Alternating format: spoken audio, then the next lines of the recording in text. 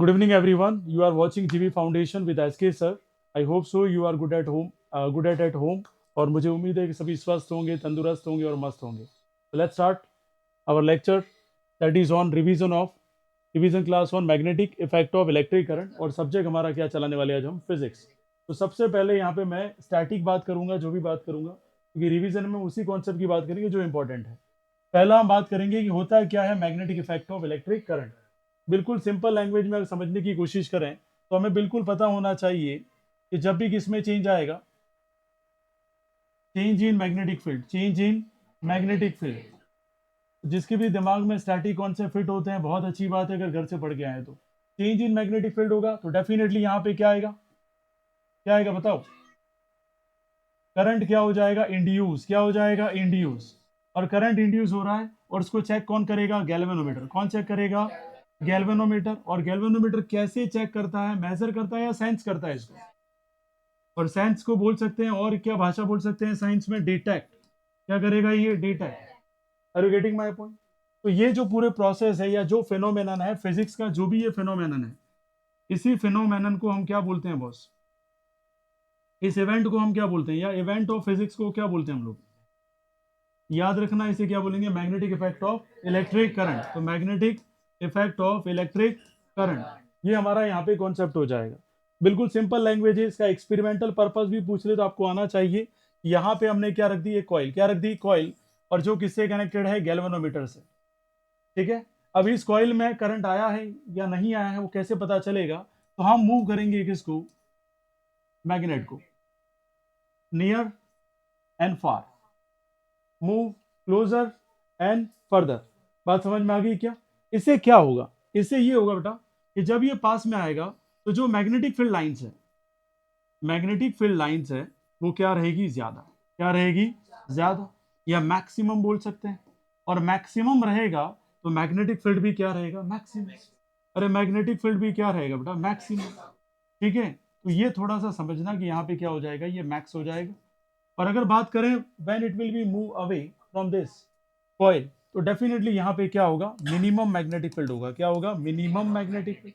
अच्छा मिनिमम क्यों है सर, मिनिमम क्यों है, तो यहाँ पे समझना, स्पेलिंग पे मत जाना भाई. और अगर बात करें मिनिमम मैग्नेटिक फील्ड की बात करें तो यहाँ एक सिंपल सा कॉन्सेप्ट समझाने की कोशिश कर रहा हूँ कि number of magnetic field line से वो क्या होगी, ये कम. क्या होगी, ये कम, क्योंकि उसने डिस्टेंस बना ली किससे, कॉइल से. अब यहाँ पे क्या हुआ, दोनों रिजल्ट में देखो, कभी ज्यादा कभी कम. तो यहाँ पे क्या आ गया, चेंज. क्या आ गया, चेंज. चेंज किस में आया है, मैग्नेटिक फील्ड में. और कौन इंड्यूस हो गया है, करंट इंड्यूस हो गया. क्या बात समझ में आ गई क्या. इसी कॉन्सेप्ट को हम क्या बोलते हैं, magnetic effect of electric current.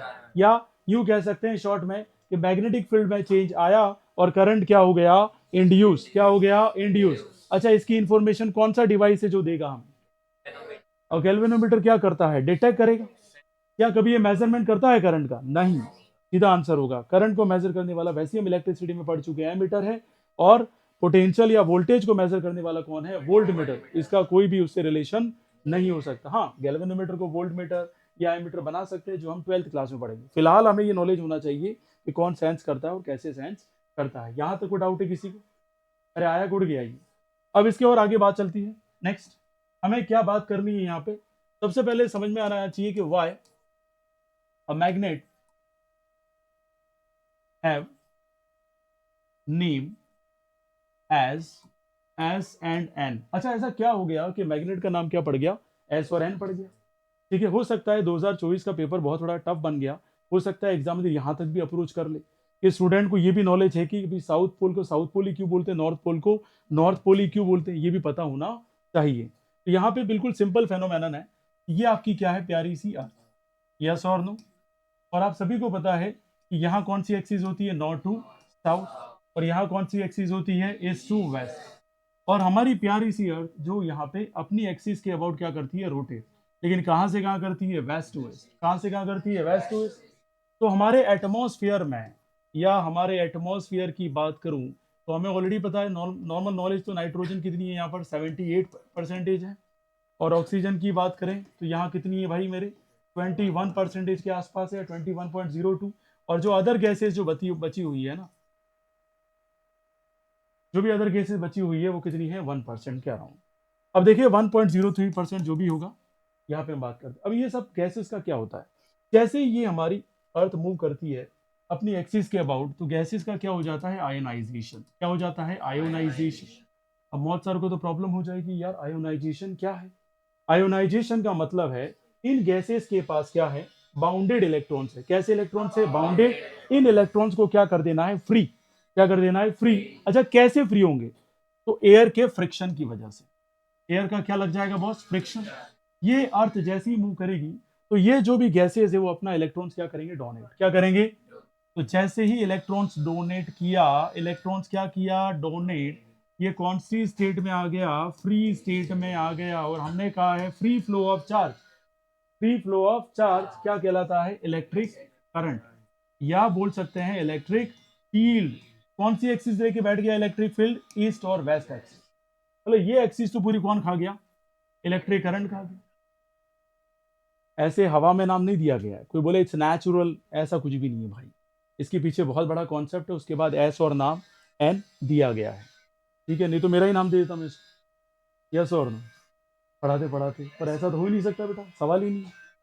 अब साजन सर थे, निवेदिता विदास थी, वो आईएएस बन गई और हम टीचर रह, गेटिंग माय पॉइंट।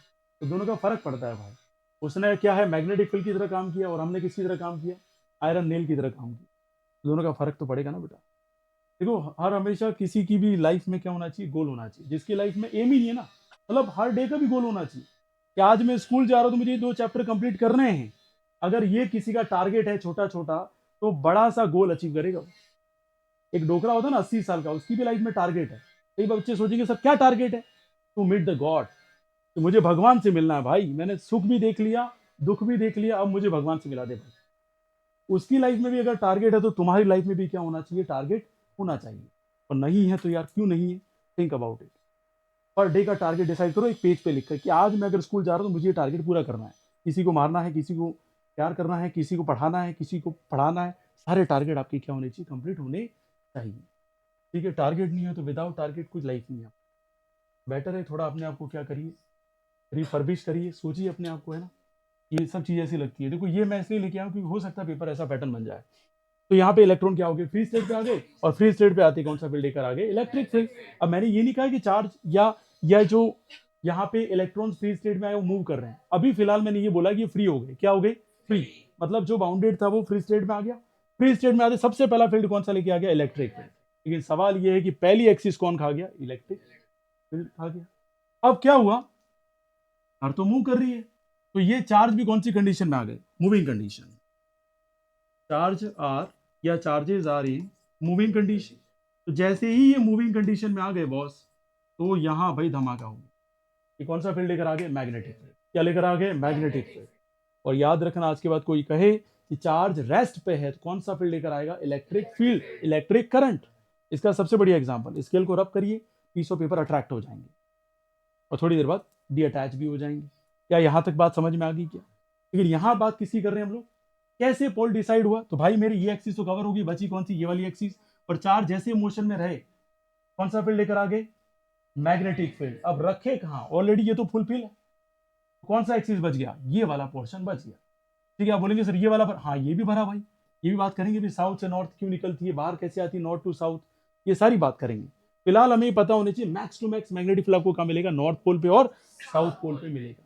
बात समझ में आ गई। तो आज के बाद कोई टीचर पूछे कि एस और एन नाम क्यों दिया, तो आपको पता होना चाहिए process is ionisation and second process is sir friction की वजह से इलेक्ट्रॉन क्या हो गए, डोनेट हो गए। और डोनेट होकर किस में आए, फ्री स्टेट में। और फ्री स्टेट के बाद भी क्या होने लग गए, मूविंग कंडीशन में। और moving condition is responsible for the magnetic field. क्या यहां तक कोई समस्या किसी को आया समझ में ये। तो सिंपल सा कॉन्सेप्ट है जो आपके दिमाग में सेट होना चाहिए। कहीं कोई डिफिकल्टी हो तो यहाँ पे बताते रहना। आगे बढ़े क्या, अरे क्लियर है क्या। तो हमने ये डिसाइड कर लिया कि एस और एन का नाम क्यों दिया गया। अब हो सकता है कोई दिमाग वाला बंदा हो ये बोल दे why monopoles does not exist. बच्चा पूछेगा साइंस सर हमने पढ़ा ही नहीं था ये वाली बात। और अब देखो रिवीजन मॉड्यूल है तो मुझे ये सारी चीजें कवर करनी है जो क्वेश्चन कहीं ना कहीं किसी न किसी एग्जाम में पूछे हुए। यूपी बोर्ड के अंदर ये क्वेश्चन आया हुआ है और बिहार बोर्ड और यूपी बोर्ड अपने आप में दमखम भरते हैं। ठीक है, चाहे सिलेबस वाइज देखें या स्टैंडर्ड वाइज देखें। ठीक है, हमारा बोर्ड तो अब 7वें से कहाँ चला गया है, अभी तो कोई ठिकाना नहीं है ना। राजस्थान बोर्ड की बात करूँ, बाकी सीबीएसई अपना स्टैंड मेंटेन करके चल रहा है, भले सिलेबस हमारा सीबीएसई का हो गया। देखो भाई, ये क्या कहना चाहता है, एस और एन साथ में आते हैं हमेशा। अरे किस में आते हैं, साथ में। क्यों भाई, इसको तोड़ के देते हो अपन, एस अकेला क्यों नहीं आ सकता, एन अकेला क्यों नहीं आ सकता, ऐसा क्यों भाई?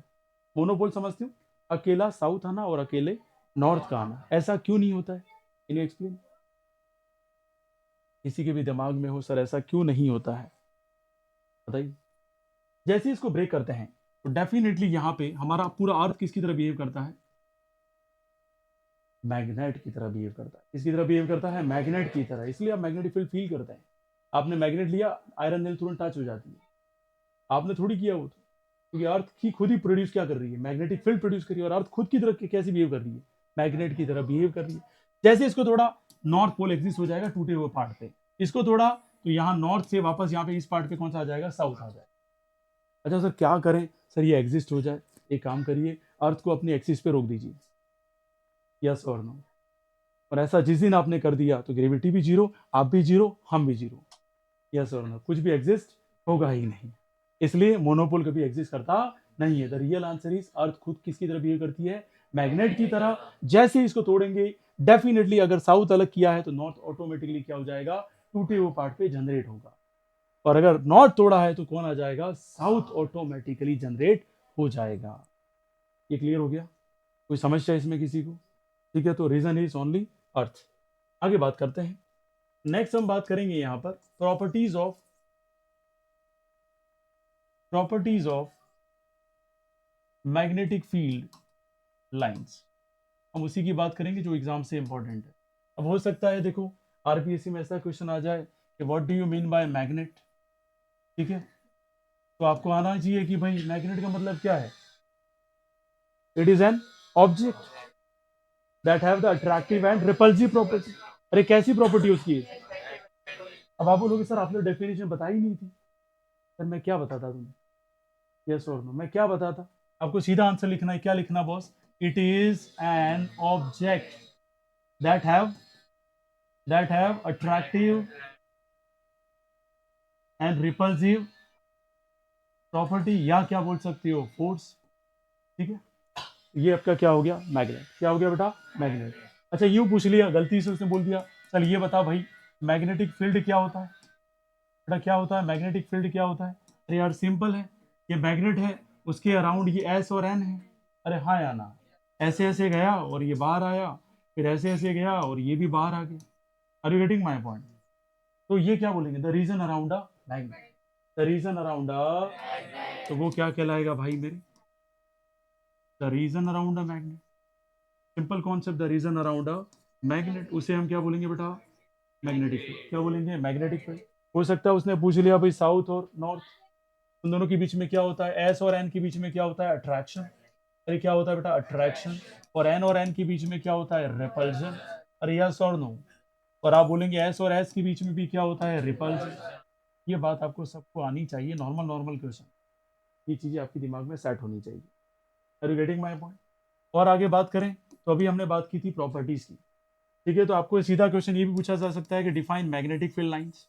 हमने सोचा ही नहीं साला कि ऐसा भी क्वेश्चन दे देगा क्या, तो मैग्नेटिक फील्ड लाइंस की डेफिनेशन पूछ ली, तो हम क्या बोलेंगे, ऐसी इमेजिनरी लाइन। कभी देखी आपने लाइन बेटा, मैग्नेटिक फील्ड लाइन देखी आपने कभी बेटा? नहीं देखी बेटा, आपने देखी कभी? हमने देखी बेटा, फील जरूर की है हमने। कोई भी मैग्नेटिक फील्ड लाइन दिखती नहीं है।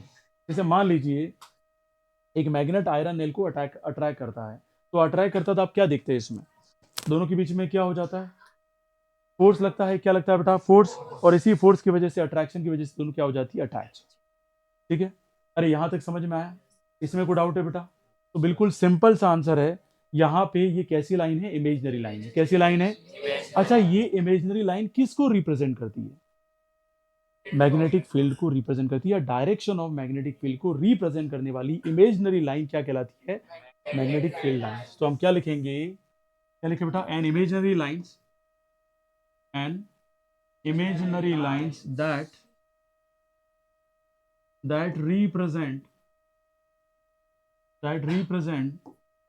the direction of magnetic field अरे किसका शो करती है भाई डायरेक्शन? मैग्नेटिक फील्ड, उसी को क्या बोलते हैं हम लोग? Magnetic field line. यहाँ तो कोई समस्या किसी को? बिल्कुल सिंपल है। अब प्रॉपर्टीज में चले जाते हैं भाई मेरे। और प्रॉपर्टीज का मतलब, मान लो आपने बोला साजन सर कैसे तो मार्केट में बात मिल गई, साला एटीट्यूड बहुत है, ईगो बहुत है उसको, है ना, नेगेटिव बातें बहुत मिल जाएगी। लेकिन जब यहाँ आएगा उसको पता चलेगा कि नेगेटिव नहीं है, वो तो क्या है, एटीट्यूड है। यस और नो? ठीक है। पॉजिटिव तो तभी होगा जब सामने वाला पढ़ने वाला हो। ठीक है। अब ऐसा तो है नहीं कि किसी की लाइफ बिगाड़ने के लिए हम स्ट्रिक्ट है। हम स्ट्रिक्ट इसलिए हैं कि ताकि किसी की लाइफ बिगड़े नहीं। बात समझ में आई कि नहीं आई? लाइफ बिगाड़नी ही होती तो चमत्कार ही चमत्कार करते हैं, है कि नहीं? चलिए खैर बात करते हैं यहाँ पर।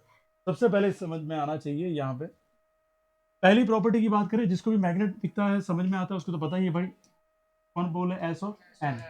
तो आपको पहली प्रॉपर्टी में क्या लिख सकते बताइए? Magnetic field line, magnetic field lines starts from S2 and from and at n inside the magnet। चलो इनसाइड द मैग्नेट की बात होगी, आउटसाइड मैग्नेट क्या होगा? अरे आउटसाइड मैग्नेट क्या होगा बॉस? Very good. कहां से कहां रहेगा? नॉर्थ से तो क्या किया है, स्टार, और एंड कहां पे करेगा? क्लियर है क्या ये? चलिए पहली प्रॉपर्टी ये होगी। दूसरी प्रॉपर्टी की बात करें, सेकंड प्रॉपर्टी, अगर मान लो मैग्नेटिक फील्ड लाइन बहुत पास पास है, क्या है, पास पास, क्या होगा बताओ बेटा? स्ट्रॉन्ग मैग्नेटिक फील्ड होगा। कैसा होगा बेटा? Strong magnetic field. ठीक है, स्ट्रॉन्ग मैग्नेटिक फील्ड। और अगर फार होगी तो क्या होगा? मान लो फार है, ऐसे है, कुछ ऐसे है, क्या हो जाएगा? Weak magnetic field. अरे कैसा होगा बेटा? तो वीक मैग्नेटिक फील्ड प्रोड्यूस करेगा। और अगर आज की बात करें फोर्थ पे, सबके लाइन के बीच में गैप सेम है। गैप क्या है? सेम है। ये भी डी है, ये भी डी है, ये भी डी है। कैसा मैग्नेटिक फील्ड बनाएगा? Uniform magnetic field. अरे कैसा फील्ड बनाएगा बेटा? Uniform magnetic field. बिल्कुल सिंपल है। अरे आ गया समझ में ये? अगर मान लो नेक्स्ट बात करें यहाँ पर, तो मैंने कहा भाई ये क्या है, कभी तो गैप डी है, कभी 2D है, तो कभी 3D है। ये डी ले लिया, 2D ले लिया, क्या ले लिया, 3D। कैसा मैग्नेटिक फील्ड प्रोड्यूस करेगा? Non uniform magnetic field. क्योंकि ये चीजें आपके दिमाग में ब्रेन सेट होनी चाहिए, क्योंकि सवाल कैसा भी क्वेश्चन पूछ सकता है आपको इस प्रॉपर्टी में से। और फिर क्या पूछ लेगा भाई, ये हमेशा कैसा लूप बनाएगा? Close loop. अच्छा क्लोज लूप ही क्यों बनाता है? ऐसा कुछ पूछ लिया तो कैसे आंसर दोगे? Why magnet is forming the closed loop and why the electric field is forming the open loop? What is the answer? Question तो कैसा ही बना सकता है यार, आपके दिमाग में एलोबरेट होना चाहिए कि यार क्लोज लूप है तो क्लोज लूप क्यों है ना? ये क्लियर होना चाहिए आपके अंदर। तो यहाँ पे आपको पहले ही पता होना चाहिए कि भाई अभी हमने बात की थी किसकी, एस और एन की। अंदर तो ये जा रहा है और बाहर ये आ रहा है, क्लोज लूप बना के नहीं बनाई। Getting my point? तो आंसर सीधा होगा sir, inside the magnetic field line is travelling from the S to N and outside is travelling from north to south, that's why it's form the close loop. Getting my point? ये छोटी छोटी बातें हैं जो elaborate करना आना चाहिए। Close loop क्यों है, इंटरेक्ट नहीं करता है, आइसोलेटेड सिस्टम बनाता है। कैसा बनाता है? Isolated system. बात समझ में आ गई क्या? इलेक्ट्रिक करंट के वायर को टच करेंगे तो लाइफ में आपको हमेशा एक्सपीरियंस होगा माइकल जैक्सन। क्यों? क्योंकि वो ओपन लूप है। कैसा बेटा? और मैग्नेट को आप टच करिए, कोई माइकल जैक्सन पैदा होता है आपके अंदर? नहीं होता है। ये सबसे बड़ा प्रैक्टिकल एग्जाम्पल है उसका। How can you say that a magnet is forming the close loop, और आइदर इलेक्ट्रिक फील्ड जो बना रहा है वो कैसा बनाता है? Open loop. आपको 100% रियलाइज होगा। जिम करते हुए दौड़ेंगे आप किसी ट्रेडमिल पे और अचानक आप टच करते हैं किसी स्टील को, आपके अंदर अचानक माइकल जैक्सन पैदा होगा ही होगा। ठीक है, क्योंकि वहां इलेक्ट्रोस्टैटिक जनरेट होता है। क्या जनरेट होता है? इलेक्ट्रोस्टैटिक। और मेरे साथ बहुत बार हुआ है, इसलिए मैं प्लास्टिक को ही टच करता हूँ। यस और नो? तो आप बेटर तरीके से इसको अंडरस्टैंड करें। और किसी के रुमाल झटक दिया है और वो कुर्सी पे बैठा है, अचानक उसके नेल्स को टच करेंगे तो आपको 100% एक बार तो फीलिंग आएगी आएगी कि कुछ तो हुआ है आज। यस और नो? और कुछ तो हो रहा है। दोनों बातें हो जाएगी भाई, गाना मत गा लेना कहीं। अब 6 वाली property, most most most and most important, कई बार क्वेश्चन पूछा गया है। Two magnetic field lines never intersect with each other, never intersect with each other. चलो अच्छा, ऐसा कहते ही दिमाग में अच्छे अच्छे के तो पत्ते खुल जाने चाहिए। अब ऐसा क्वेश्चन तो पूछेगा नहीं, कि ये प्रॉपर्टी लिखो, ये तो सीधा पूछेगा कि why it is not going to intersect. बिल्कुल सही बात बोली कि मैग्नेटिक फील्ड कैसी क्वांटिटी है, सबसे पहले बताइए। Magnetic field is a vector quantity, और वेक्टर क्वांटिटी का डायरेक्शन हमेशा कितना होना चाहिए, 1। ठीक है, तो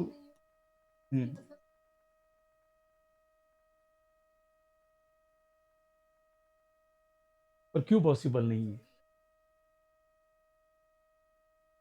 बेटा? उनको कहो उलझना ही तो साइंस का खेल है बेटा। अगर क्यूरोसिटी नहीं होगी तो डिस्कवरी कैसी होगी, और डिस्कवरी नहीं होगी तो इनोवेशन कैसे आएगा, कंफर्ट जोन कैसे पैदा होगा?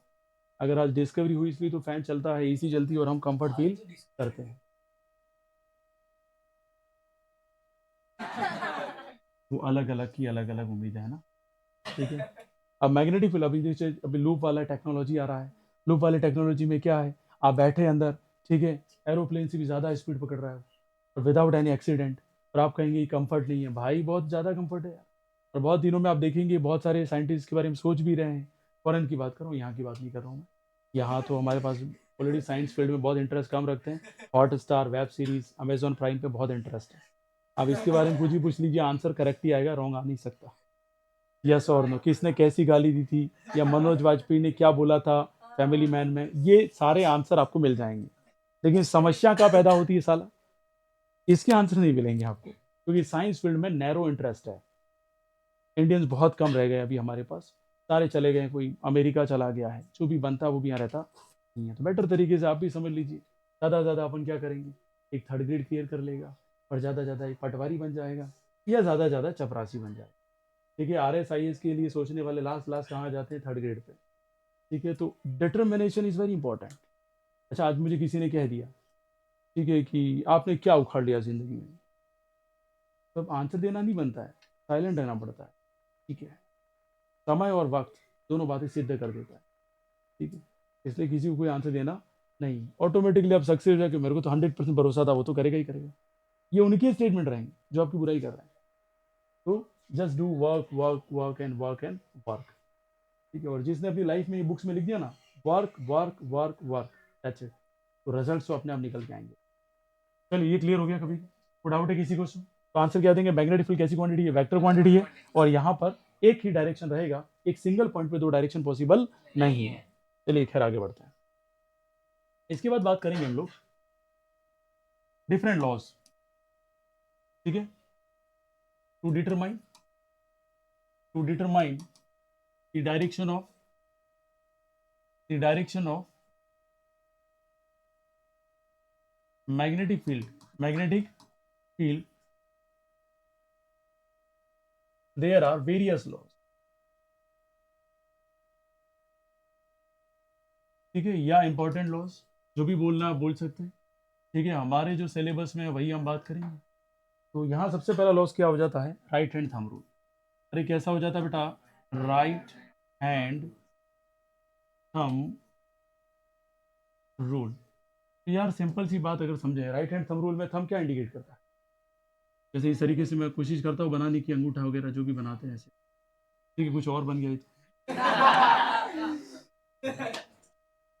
ठीक है तो खतरनाक स्टूडेंट है सारे के सारे।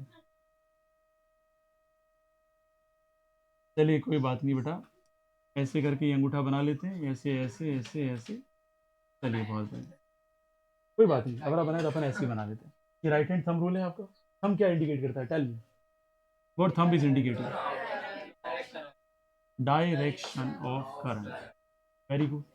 और अगर बात करें यहाँ पे थंब क्या इंडिकेट करता है, डायरेक्शन ऑफ। बेटा सिंपल सी कंडीशन है जो हमें समझ में आनी चाहिए बेटा। ये क्लियर हो गया? कोई डाउट है किसी क्वेश्चन? ये बिल्कुल सिंपल सिंपल अंडरस्टैंडिंग है जो आपके ब्रेन सेट होनी चाहिए। अच्छा, ये बात करें तो हो गया राइट हैंड थंब रूल। अब बात करते हैं पाम रूल। किसकी बात करते हैं बेटा, पाम रूल। पाम रूल में आपको पता ही है, पाम की बात करेंगे हम लोग। अरे यस और नो, तो पाम क्या इंडिकेट करता है, ये हमारा पूरा पोर्शन, हथेली क्या इंडिकेट करती है? उल्टा कर दीजिए, उल्टा कर दीजिए भाई। तो पाम क्या इंडिकेट करती है बॉस?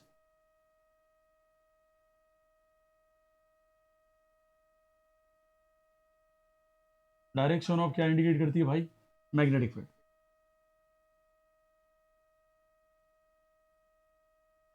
पाम क्या इंडिकेट की, देखो ध्यान से समझना, जो right hand thumb rule indicate करता है उसका जस्ट अपोजिट। थंब क्या इंडिकेट करता है, डायरेक्शन ऑफ करंट। ये डायरेक्शन ऑफ क्या करेगी, करंट को करेगी भाई। और अगर बात करें थंब की, किसकी बात करें भाई, थंब की, तो वो किसको इंडिकेट करेगा, अरे बताओ भाई, बताओ बेटा। ठीक है, थंब रहेगा इसमें, डायरेक्शन ऑफ मैग्नेटिक, ये दोनों अपोजिट होते हैं, इतना मान के चलिए। जो इसका डायरेक्शन किसी जस्ट अपोजिट किसमें आ जाएगी, पाम रूल में। किसमें आ जाएगी बेटा, पाम रूल। ये क्लियर हो गया सभी। अगर ऐसा क्वेश्चन आता है what is the difference between the right hand thumb rule and palm rule, you must be explain the direction of current. या थंब कर रहा है तो यहाँ कौन करेगा भाई, मैग्नेटिक। और यहाँ पे पाम क्या इंडिकेट करेगी, डायरेक्शन ऑफ करंट, तो वो क्या इंडिकेट कर देगा, डायरेक्शन ऑफ मैग्नेटिक फील्ड। इसके आगे अगर बात करें हम लोग, नेक्स्ट जो लॉस आएगा जिसकी बात करते हैं हम, कौन सा बोलते हैं बताओ, थ्रू रूल, या बोल सकते हैं इसको Maxwell cork rule. Maxwell cork rule important है, ये बड़ी बड़ी क्लासेस में जाएंगे तो बहुत ही इंपॉर्टेंट है, और इसकी वैल्यू इतनी बढ़ जाएगी जो किसी की भी नहीं थी। ठीक है, इतना ज़्यादा इंपॉर्टेंट है। तो आपने देखा होगा बोल्ट, क्या देखा होगा बेटा, बोल्ट अगर, और एक डॉट, अगर बोल्ट को टाइट करें, बोल्ट को क्या करें बेटा, टाइट, तो टाइट करेंगे तो क्लॉकवाइज या एंटी क्लॉकवाइज है, अरे यस और नो। अब कई बार कंफ्यूजन ये हो जाता है, सर इतने सारे लॉस की जरूरत क्यों पड़ी, तो बेटा इसलिए जरूरत पड़ी कि अभी जो बात कर रहे थे हम लोग, किसकी बात कर रहे थे, करंट स्ट्रेट जा रहा है या करंट हॉरिजॉन्टल जा रहा है, तब बात कर रहे थे। लेकिन सवाल ये आ जाता है जब करंट ही क्लॉकवाइज में आ गया, करंट ही किसमें आ गया, क्लॉकवाइज, तब मैग्नेटिक फील्ड की डायरेक्शन डिटरमाइन करनी है, तो कौन सा लो काम करेगी, दोनों तो फेल हो गए। अब काम कौन करेगा, मैक्सवेल कॉर्क रूल। कौन काम करेगा, मैक्सवेल कॉर्क रूल। अब ये सिंपल सी बात है, अगर मान लो यहां पर डायरेक्शन डिटरमाइन करनी है अपने को, क्या डिटरमाइन करनी है, डायरेक्शन। तो अगर मैं बोलूं करंट क्या है बॉस, क्लॉकवाइज, ये आई फ्लो हो रहा है, और आपको सीधा पूछ लिया बता मैग्नेटिक फील्ड क्या होगा, आपका माथा ही घूम गया साला, क्योंकि स्ट्रेट तो है ही नहीं कुछ भी इधर। हमने जो बातें की इससे पहले पाम रूल या किसकी बात कर ली हमने, राइट हैंड थंब रूल। वो किसकी बात की हमने, कि जब करंट की डायरेक्शन क्या हो, स्ट्रेट, कैसी हो, स्ट्रेट, तब मैग्नेटिक फील्ड क्या होगा, या मैग्नेटिक फील्ड की डायरेक्शन क्या होगी। अभी फिलहाल किसकी बात कर रहे हैं हम लोग, करंट अगर क्लॉकवाइज में, करंट कैसे है, क्लॉकवाइज, भाई मेरे करंट कैसे आ रहा है, क्लॉकवाइज, अरे हाँ या ना तो बोल ही सकते, तो क्लॉकवाइज में आ रहा है तो मैग्नेटिक फील्ड की डायरेक्शन क्या हो जाएगी। तो ये आपको पता है, कैसे पता चले सर, तो आप स्क्रू को टाइट करेंगे तो उसका डोका ही रह जाएगा, तो हेड ही तो रह जाएगा। और हेड कैसा दिखता है, क्रॉस, और क्रॉस का मतलब क्या है, इनवर्ड। मैग्नेटिक फील्ड की जो डायरेक्शन है वो क्या हो जाएगी, इनवर्ड। तो direction of magnetic field, direction of magnetic field is inward. अरे आ गया समझ में, इसमें कोई डाउट है तो बोलो। तो मैग्नेटिक फील्ड की जो डायरेक्शन वो कैसी हो जाएगी, इनवर्ड। कैसी हो जाएगी बॉस, इनवर्ड। और अगर इसकी बात करें, इसको खोलिए फटाफट, तो आप समझ सकते हैं कि यहाँ जो डायरेक्शन है करंट की वो क्या हो जाएगी, एंटी क्लॉकवाइज। तो यहाँ लिख सकता हूँ मैं, direction of current anti clockwise. कैसे बेटा, दैट्स वेरी इंपॉर्टेंट भाई। एंटी क्लॉकवाइज होगी तो हमारा मैग्नेटिक फील्ड क्या होगा, आउटवर्ड। अरे मैग्नेटिक फील्ड कैसा होगा बेटा, आउटवर्ड। मतलब कह सकते हैं कि मैग्नेटिक फील्ड की जो डायरेक्शन रहेगी आउटवर्ड रहेगी। और बोल्ट खोलने के बाद क्या रहता है, टिप का छोटा सा नीचे वाला पॉइंट, एंडिंग पॉइंट क्या रह जाएगा इसका, डॉट। इसलिए हमने डॉट दिया और यहाँ क्या दिया है, क्रॉस। तो यहाँ डायरेक्शन ऑफ करंट क्या है, क्लॉकवाइज। अरे डायरेक्शन ऑफ करंट क्या है, इसमें कोई समस्या तो बताओ। अरे आए उड़ गया ये।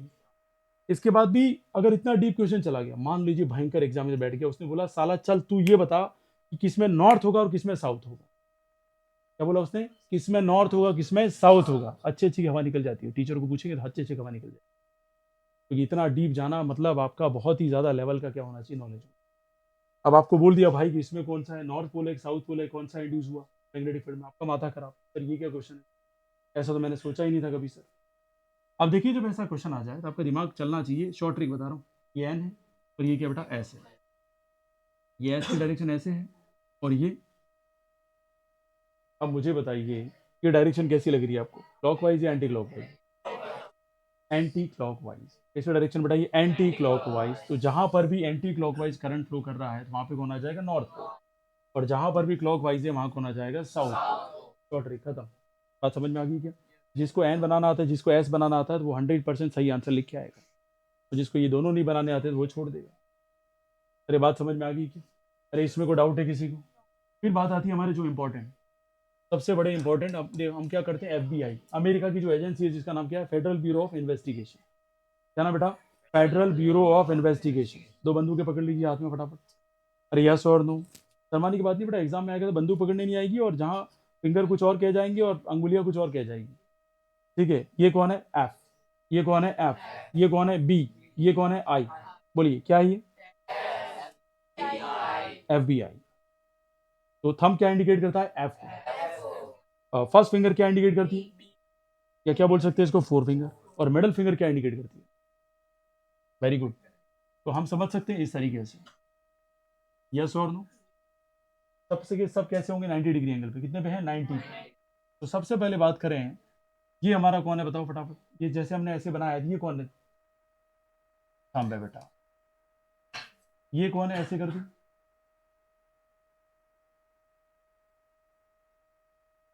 Four finger. और ये कौन है भाई, आपकी फेवरेट। कुछ कहते साला जलवा आ जाता है, नेगेटिव कुछ कहते जलवा आ जाता है। यही तो जनरेशन है, और यही बहुत बड़ा इफेक्ट किसका, hot star, Amazon prime, max, ALT Balaji, क्या क्या नहीं है साले हरामी। और इन्होंने बिल्कुल बिगाड़ के रख दिया यंग जनरेशन को। देखिए भाई, हम क्या इंडिकेट करता है बताओ, डायरेक्शन ऑफ, अरे बोलो भाई, डायरेक्शन ऑफ फोर्स। ये क्या इंडिकेट करता है, डायरेक्शन ऑफ मैग्नेटिक फील्ड। और ये क्या शो करता है, डायरेक्शन ऑफ इलेक्ट्रिक करंट। क्या यहां तक कोई समस्या तो बताइए। और शॉर्ट में क्या याद रखेंगे, एफ बी आई। किसकी एजेंसी है ये, अमेरिका की। सबसे पहले कौन, एफ फोर्स, फिर करंट, मैग्नेटिक फील्ड, और लास्ट में कौन आ जाएगा, उम्मीद है यहाँ तक थोड़ा बहुत तो समझ में आया होगा। तो रिमेनिंग टॉपिक्स हम कल डिस्कस करेंगे। ओके, तो उम्मीद है सभी को ये लेक्चर समझ में आया होगा। Thank you so much to come at GV foundation. उम्मीद है आप सभी अच्छे होंगे, स्वस्थ होंगे, तंदुरुस्त होंगे। Thank you so much, have a good day.